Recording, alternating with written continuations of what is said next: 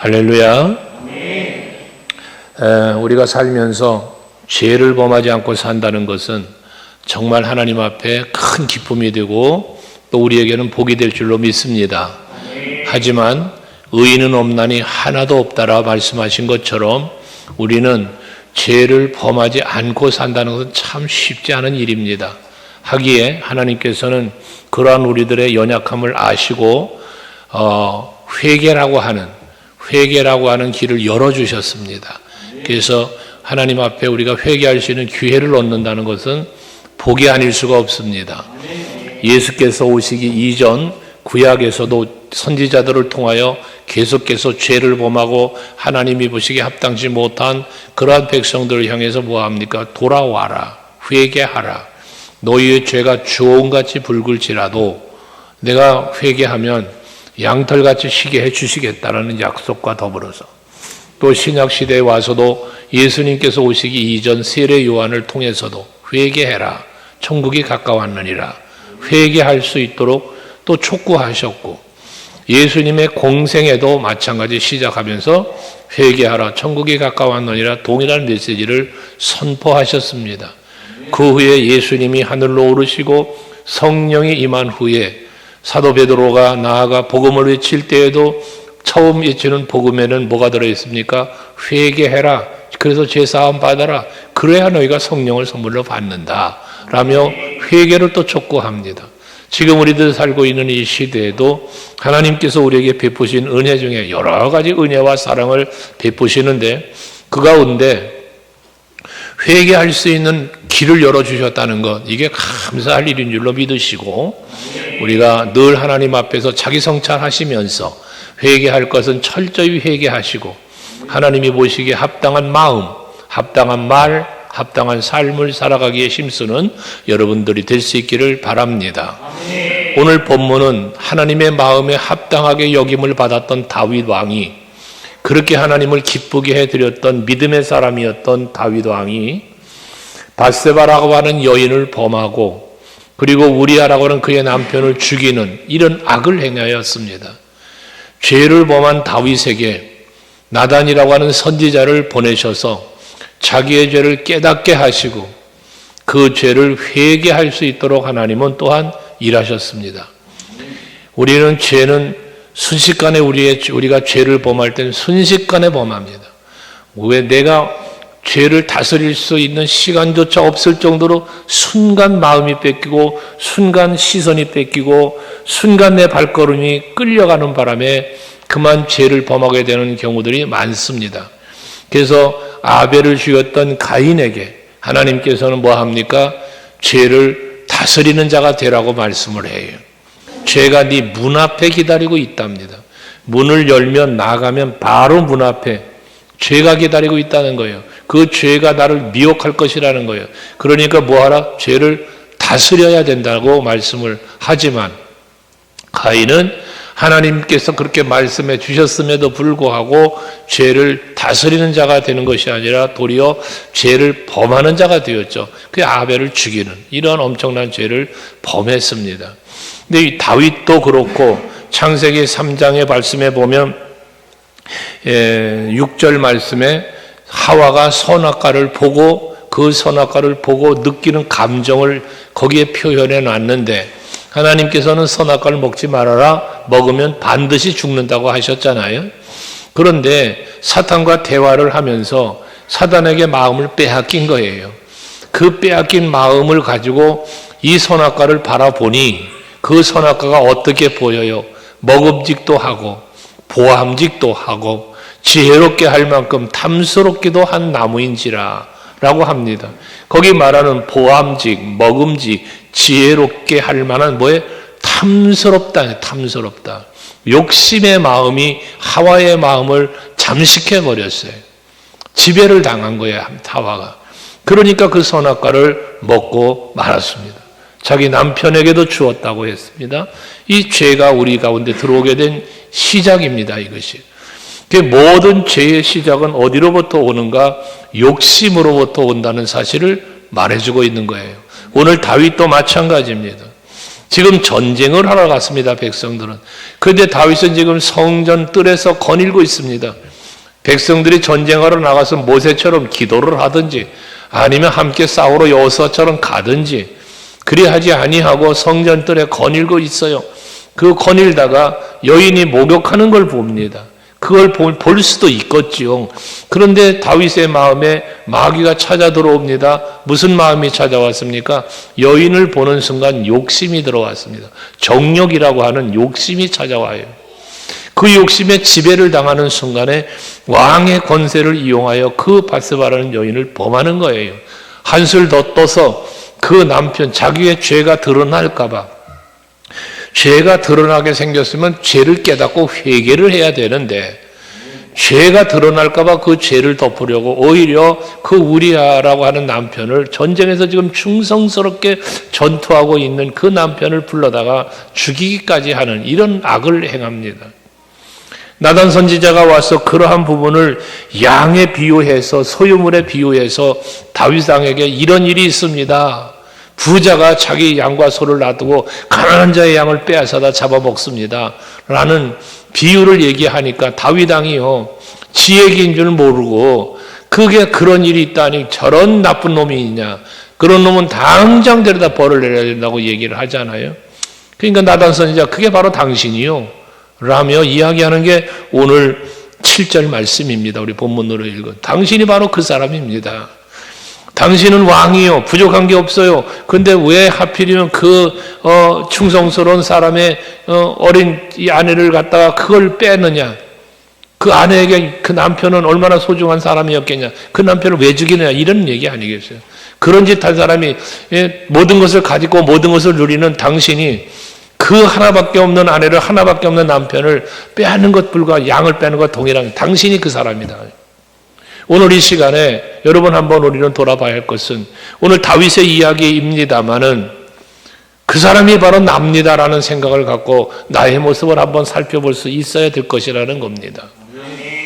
야고보 사도는 야고보서 1장 15절에서 말하기를, 하나님께서 그를 통하여 뭐라 말씀하십니까? 욕심이 잉태하면 죄를 낳고 죄가 장성하면 사망을 낳느니라 했습니다.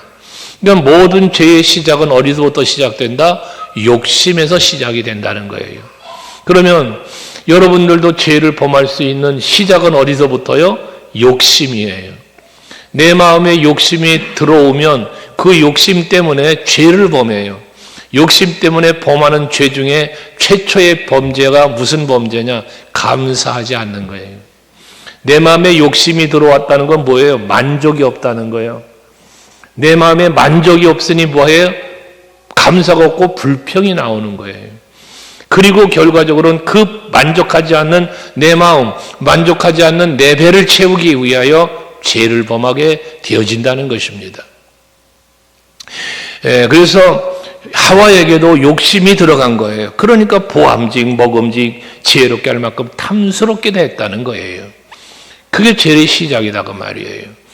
아벨이 사랑받는 거 그냥 놔두고 볼 수 없어. 내가 더 사랑받고 내가 더 인정받고 싶은데 이게 시기심을 통한 자기 욕심 아니겠어요? 아벨을 죽이게 된 원인이 되는 거예요. 이런 것처럼 요셉을 미워하여 버리는 것, 형제들이 요셉만 사랑받는 게 시기 질투나니까 그러는 거예요. 사울왕이 다윗을 죽이려고 막 해요. 무엇 때문에? 다윗은 백성들에게 다윗은 만만이요 사울은 천천이라 비교하니까 그런 비교당하는 자신의 모습이 왜 이렇게 초라해 보여? 저 다윗만 사랑받는 게 너무나 싫은 거야. 사랑받고 싶은 욕심이 다윗을 죽이려고 죄를 범하는 거예요. 모든 것이 그래요. 그래서 여러분들 죄를 범치 않으려면 욕심을 품지 말아야 되는데, 욕심 이전에 무슨 마음을 여러분이 품어야 되느냐? 만족하는 마음이 있어야 돼요. 만족. 내가 만족하는 마음이 없으면, 내가 하나님께로부터 받은 것에 대한 감사와 받은 것에 대한 만족함이 없으면 항상 죄를 범하게 되어 있어요. 그 죄를 이길 수 있는 힘은 욕심을 품지 않는 것인데, 욕심 이전에 뭐가 있어야 된다? 만족, 감사가 있어야 된다는 거예요. 그래서 여러분들이 하나님 앞에 늘 해야 할 일이, 범사에 감사하는 일이 늘 해야 되는 거예요. 늘. 항상 기뻐해라, 범사에 감사해라, 쉬지 말고 기도해라. 이게 전부 다 하나님 앞에 우리가 하나님의 기쁨일 뿐만 아니라 나의 행복을 추구하기 위해서도 꼭 필요한 것들이라는 겁니다. 옆 사람에게 한번 축복하세요. 감사하면 복이 옵니다. 할렐루야. 내 마음에 감사가 상실돼 버리면 죄가 시작되는 거야. 죄가. 하나님 앞에 죄, 사람 앞에 죄, 모든 죄의 시작은 감사가 사라질 때라는 것 잊지 마셔야 해요. 다윗도 자기가 누릴 수 있는 모든 것, 오늘 7절에 말하잖아요. 당신이 그 사람이라 하면서 이스라엘 하나님 여호와께서 말씀하시기를 내가 너를 이스라엘 왕으로 기름 붓기 위하여 너를 사울의 손에서 구원하고, 사울이 죽이려고 하는 그 손에서 하나님이 지켜주었다는 거예요. 다윗은 스스로가 고백했잖아요. 여호와는 나의 힘이시요 나의 피할 바위요 나의 요새요. 그 엔게디 광야 바위굴 속에 숨어서 사울 왕이 죽이려고 쫓아다닐 때 그 피하는 것이 하나님이 나를 지켜주심에 대한 고백을 했던 거 아닙니까? 그랬던 다윗이에요. 그러니 하나님께서는 그를 사울의 손에서 지켜주셨을 뿐만 아니라 내 주인의 집을 내게 주고 내 주인의 아내들을 내 품에 두고 모든 것 주었다는 거야. 8절에 보면 마지막에 뭐라 그래요? 만일 그것이 부족하였을 것 같으면 내가 내게 이것저것 더 주었으리라. 하나님은요 이미 다윗에게 부족하지 않도록 주셨다는 거예요. 아담에게 하와에게 그러셨잖아요. 모든 만물을 다 주셨잖아요. 이 모든 것 네가 다스리고 정복하고 누리고 살라고 주셨잖아요. 선악과 아니어도 살 수 있는 게 풍성했단 말이에요. 만약에 뭔가 부족했다면 하나님께서 더 주셨을 거다 그런 거지. 그런데 하나님의 명령을 어기고 하나님 앞에 악을 행하는 이러한 죄를 범했다는 것이거든요. 하나님이 이미 그렇게 다윗에게 풍성하게 주셨는데, 그런데 거기에 만족하지 못하고 감사하지 못하고 그만 그 마음에 욕심을 품는 순간 이런 악을 행했다는 겁니다. 그러니 여러분들도 마찬가지예요. 내가 지금 누리고 있는 것, 내가 지금 살고 있는 이 살아가는 모든 것들이 모두 다 하나님의 은혜로 내게 주어졌으며 내가 누리고 있다는 이 사실을 감사하는 여러분 되시기를 바랍니다. 우리가 근데 감사하지 못하는 이유가 어디 있습니까? 옆 사람 좀 한번 쳐다봐 보실까요?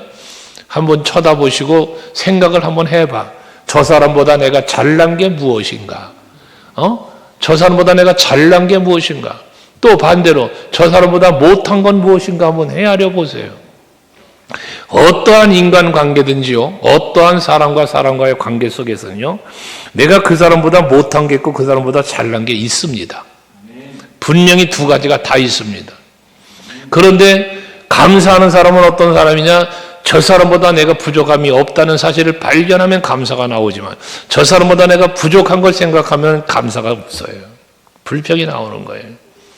우스갯소리 같지만 여자들은 동창회만 나갔다 들어오면 불평한다지요. 친구는 50평 아파트 산다는데 나는 30평밖에 못 살아. 그게 불평이래요. 30평이 적어요. 여러분 말씀드렸죠. 어떤 사회학자의 이야기. 하늘을 가리는 지붕 밑에서 잠을 자도 세상에 몇 프로의 부자래요. 냉장고 문을 열었을 때 먹을 것이 있는 사람은 또 몇 프로 부자래요. 통장에 돈은 많지 않아도 10원이라도 통장에 잔고가 있다면 그 사람 역시 전 세계 우주, 우리 세계 속에 살아가는 그 인구들 중에 몇 프로에 속하는 부자랍니다. 세 가지 여러분 다 있으실 거예요. 지금 다. 그런데 우리는 뭐에? 감사하기보다 부족함을 생각하며 불평하잖아요. 그게 뭐 때문이라고요? 욕심 때문이라는 거예요. 그러니까 그 욕심이 결국 하나님이 보시기에 합당치 못한 생각을 품고 합당치 못한 행위를 하고 그래 되는 거예요.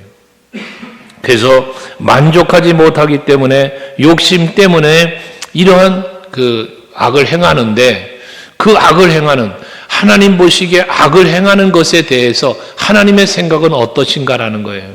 내가 감사하는 마음을 잃어버리고 그리고 하나님 보시기에 합당치 못한 죄를 범하고 악을 행하는 나의 모습을 보시는 하나님의 마음은 어떠신가?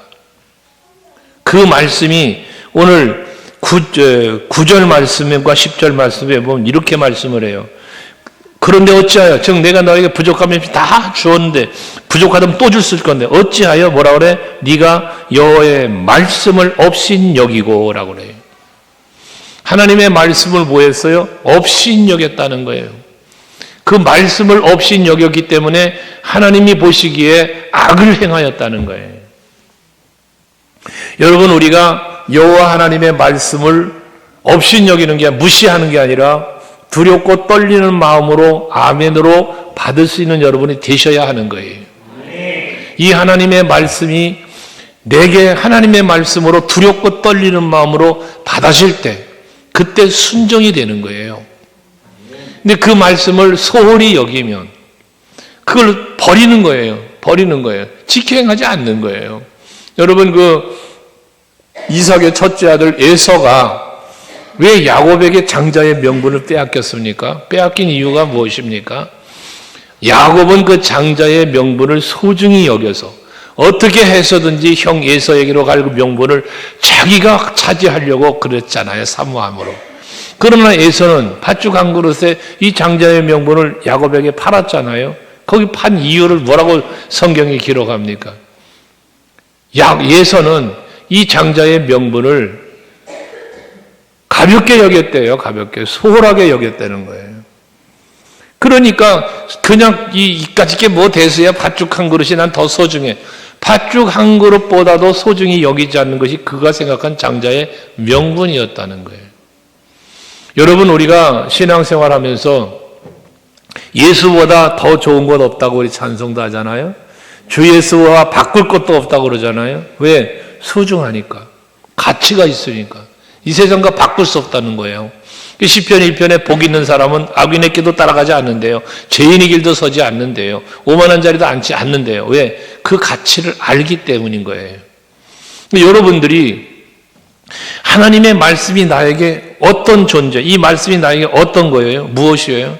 여러분이 이 말씀은, 우리에게 이 말씀은 믿음의 본질이고, 이 말씀은 나에게 생명이고, 이 말씀은 나에게 능력이고, 아멘 되시나요?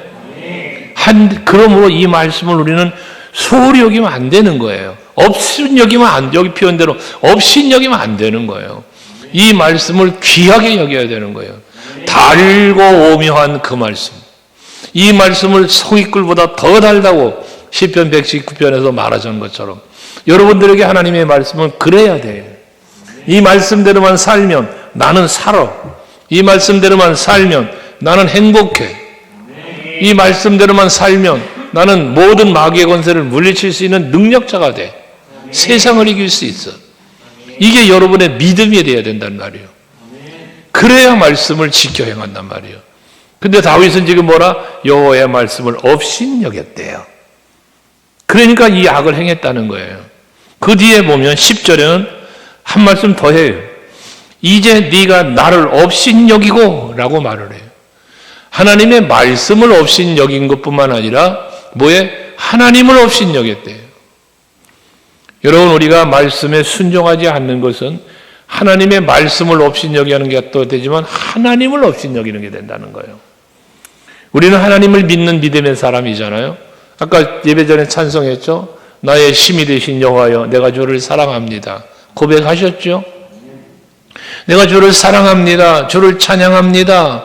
이런 고백. 하나님은 나의 하나님이시라고. 그것이 내게 힘이 되고 능이 되고 감사가 된다고. 이 마음이 변질되면 안 돼요. 근데 우리는 욕심 앞에, 상황과 환경 앞에, 일 앞에, 사람 앞에 무참히 무너져 내려요. 왜? 그 하나님을 우리가 가치를 바르게 알지 못하기 때문에, 온전한 믿음이 없기 때문에 그렇게 되는 거예요. 이걸 업신여겼다는 표현을 한 거예요. 그렇기 때문에 업신여겼기 때문에 네가 그 밧세바도 범했고 남편도 죽이고 이런 일을 행했다는 거예요. 우리는 하나님을 업신여기는 게 아니라 하나님을 두려워하는 성도가 되어야 합니다. 하나님 자체를 두려워해야 되고 존재를 두려워하고 임재하심을 두려워해야 되고 그분이 하신 모든 말씀을 우리는 두렵고 떨리는 마음으로 받아들이고 그리고 말씀에 순종하며 살아야 되는 거예요. 그래야 죄를 범치 않아요. 죄와 멀어져요. 혹여나 죄를 범할지라도 즉시 회개할 수 있게 되는 거고요. 말씀과 더불어 살 때. 이렇게 결국 하나님께서 영원토록 너를 버리지 않을 거요 부족함이 없도록 채워줄 거라고 말씀했음에도 불구하고 그 약속의 말씀을 업신여겼고 그 약속하신 하나님을 업신여겨 악을 행했으니 이제 하나님도 뭐해? 하나님도 11절에 말하잖아요. 보라, 내가 너와 내 집에 재앙을 일으키고, 그를 하나님이 지키시고 그의 집을 지키시고 그의 집은 가정뿐만 아니라 나라를 포함하는 거예요. 그 왕권을 영원토록 해주시겠다고 한 그 약속이 있음에도 불구하고, 그런데도 불구하고 이제 뭐해? 네가 나를 무시했잖아. 네가 내 말을 무시했잖아. 그러니까 하나님 뭐 하는 거예요? 언약 파기는 다윗이 한 거예요. 말씀을 업신여기고 하나님을 업신여김으로. 그러니까 하나님도 너의 집에 재앙을 내린대, 너와 내 집에. 그리고 내가 네 눈앞에서 네 아내를 빼앗아 이웃에게 줄겠다. 백주에 네 아내를 동침할 것이다. 하면서 12절에 너는 은밀히 행했지만 나는 온 이스라엘 앞에서 백주에 이 일을 행할 것이다 라고 말씀을 하시는 거예요. 얼마나 기가 막힌 일입니까? 너는 몰래 바세바 범했지, 몰래 우리아 죽였지. 나는 온 백성이 보는 앞에 백주 대낮에 너에게 이 일을 갖다 행하게 하겠다는 말씀을 하시는 거예요. 뭐야? 행한 대로 갚으시겠다는 거예요. 행한 대로 갚으신다. 그 뒤에 18절의 말씀에 보면요, 이 아이가 죽어요. 이 아이가 죽고요. 그리고 그 뒤에 16장에 가서 보면요, 22절 이하의 말씀에 보면 자기 아들 압살롬이 자기 그 다윗 아버지의 처들이잖아요. 첩이지만 처잖아요. 그 첩들을 데리고 옥상 꼭대기에 올라가서 사람들이 다 보는 데서 거기서 이 나쁜 짓을 해요. 하나님 말씀대로 그런 일이 벌어져. 근데 그 일을 벌인 주인공이 누구야? 자기 아들 압살롬이에요. 이 왜 그렇게 했을까? 하나님께서 왜 다윗의 마음을 그렇게 아프게 할까? 영적으로 볼 때 우리 하나님은 우리 아버지라고 하잖아. 나의 주야, 주. 근데 그분 앞에서 그분을 무시하고 그분의 말씀을 무시하고 업신여기면서 악을 행한 다윗 앞에 자기 아들 얼마나 사랑했을 거예요. 그런데 그 아들이 그런 악을 행하게 만들어 하나님의 마음 아픔을 그 스스로가 아픈 마음을 갖게 하는 거 아니겠어요? 깨닫게 하시는 하나님의 마음, 행한 대로 갚으시는 거예요. 그리고는 그 말씀을 통해서 들으니까 이제 다윗은 두렵죠. 두려우니까 뭐합니까? 회개하잖아요. 회개를 해요. 즉시 회개를 했어요. 13절에 보면 다윗이 나단에게 이르기를 내가 여호와께 죄를 범하였노라. 회개하는 마음을 갖는 거예요. 나단 선지자가 꾸짖을 때, 그 책망할 때, 하나님의 말씀을 와서 전할 때 뭐 하는 거예요? 다윗은 그 말을 나단 선지자가 말하는 거지만 그 말을 하나님의 말씀으로 받았다는 거예요. 하나님의 책망으로 받았어요. 선지자의 책망이지만 하나님의 책망으로 받아들인 거예요. 그러니까 뭐 하는 거예요? 즉시 회개를 하는 거예요. 여러분들에게 간혹 그런 말씀 드리잖아요. 제가 여러분에게 말씀을 선포하지만 이창한 목사의 말이 아니라 하나님의 말씀이다. 그렇게 받아들이고 말씀의 거울 앞에 나를 비춰보면서 내가 부끄럽고 내가 연약한 것이 있다면 회개하는 심령이 돼야 되는 거예요. 하나님 앞에 이창한 목사 앞에가 아니라 하나님 앞에. 나단 선지자가 말할 때 나단에게 말했어. 여호와께, 다윗이 나단에게 말을 했어요. 내가 여호와께 범죄하였노라. 나단에게 말했지만 나단이 지금 누구요? 하나님의 말씀을 하고 있어. 그 나단에게 말했지만 하나님 앞에 말하는 거 아니에요? 회개하는 거잖아요.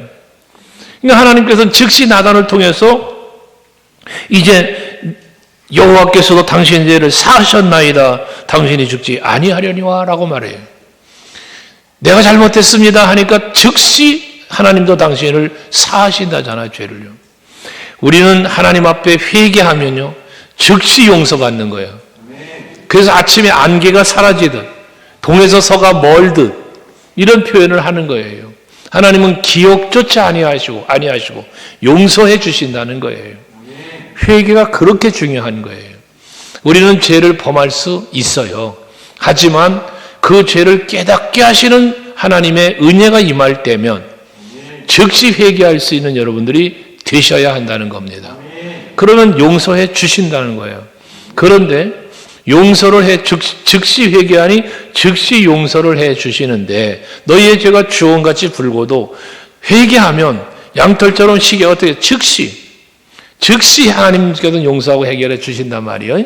그러는데 그 뒤에 무슨 말씀이 나오냐면 당신은 안 죽어. 하나님 용서해. 다윗 당신은 안 죽어. 근데 누가 죽느냐 하면 당신이 낳은 아이는 반드시 죽으리다 그래요. 당신이 낳은 아이가 누구요? 밧세바를 통하여 난 아이예요. 이 아이는 반드시 죽는다는 거예요. 왜 하나님은 이 다윗은 살려놓고 그 아이는 왜 죽일까? 그 아이를 왜 죽여요? 그게 뒤에 나오는 거예요. 뒤에 18절에 나오는 거예요. 그 이래 만에 그 아이가 죽으니라. 밧세바가 낳은 아이가 죽은 거예요. 그러면 어떻게 하겠습니까? 왜 죽입니까? 하나님은요. 죽이는 이유가 무엇입니까? 악의 씨예요. 하나님의 말씀을 없이 여기고 하나님을 없이 여겨 낳은 자식이에요. 그 죽이라는 거예요. 하나님 죽이신 거예요. 마치 창세기 21장에 보면 이스마엘을 내쫓으라는 하나님의 명령이 아브라함에게 떨어지잖아요. 사라가 그 이스마엘이 사라가 낳은 아들 이삭을 괴롭히니까 그 괴롭히는 꼴을 보기가 싫어서 아브라함에게 저 아이 내쫓으라고 말할 때에 아브라함이 근심했대잖아요. 왜 혈통적으로 보면 아브라함에게는 장자예요, 이스마엘이. 비록 종의 몸을 통해서 낳았지만 혈통적 장자가 이스마엘이잖아요. 그러나 하나님이 바라보실 때는 이스마엘은 혈통적 장자 맞아. 하지만 하나님의 언약의 씨가 아니라잖아요. 사라에게서 나는 자라야 언약의 씨라 칭함을 받을 거라잖아요. 왜 그 말씀을 하나님이 하십니까? 아브라함과의 약속이 있었잖아요. 약속. 네 후손을 번성하게 해주시겠다고. 그런데 나이가 늙어가면서 아이를 낳지 못하니까 그만 하갈이라는 여인을 통하여 아이를 낳은 거잖아요. 이스마엘은 하나님의 언약, 하나님의 약속을 온전히 믿지 못하고 태어난 아이가 이스마엘이에요. 하나님 그걸 버리라는 거예요. 마치 그것처럼 오늘 여기 다윗이 하나님을 없인 여기고 말씀을 없인 여기고 그 욕심 채우려고 악을 행한 악의 씨, 그 아이가 죽는 거예요.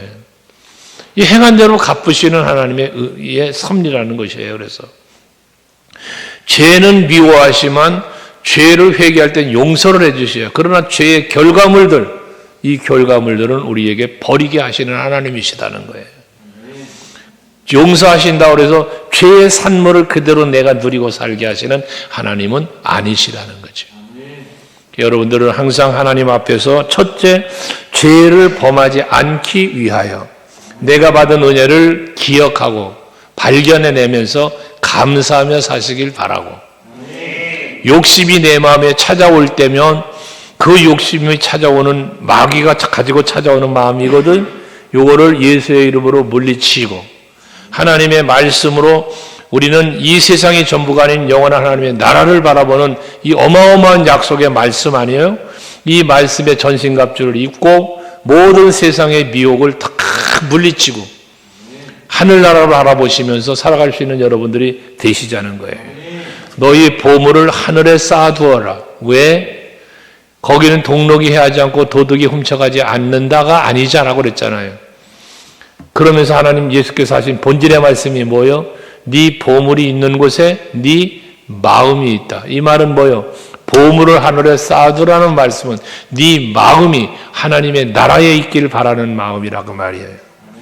여러분의 마음이 하늘을 나라를 향하지 않으면 자꾸 세상 것 때문에 욕심을 품게 되고 세상적 정욕을 품게 되고 물욕, 권세욕, 명예욕 이런 것들을 자꾸 추구하게 되는 거예요. 그래서 세상에서 자꾸 죄를 범하는 겁니다.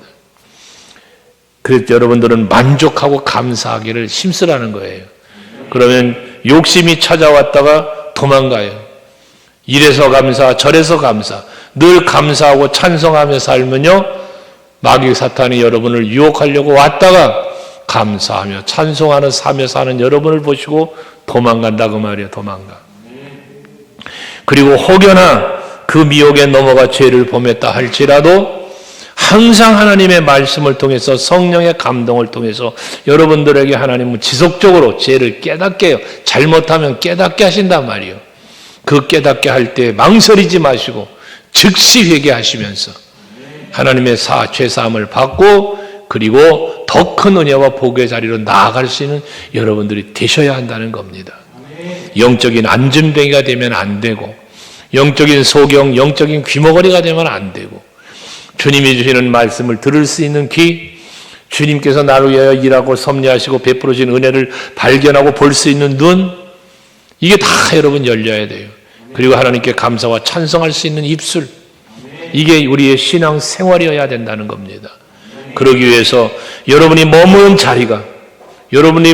자리가 가는 발걸음이 항상 하나님의 임재 속에서 동행하는 임마누엘의 하나님을 늘 의식하면서 믿으면서 의지하면서 사는 여러분들 또한 되시기를 바랍니다. 그게 신앙의 승리의 지름길인 거예요. 그러니까 우리는 항상 마음속에 예수 믿고 예수님 모시고 성령 충만으로 죄와 싸워 이기는 여러분 되시길 축복합니다. 죄를 이길 수 있는 힘은 말씀, 죄를 또 용서받을 수 있는 그 능력은 보혈. 이 사실을 늘 잊지 말고 그래서 감사하고 찬송하며 살자는 거예요. 할렐루야. 기도합시다.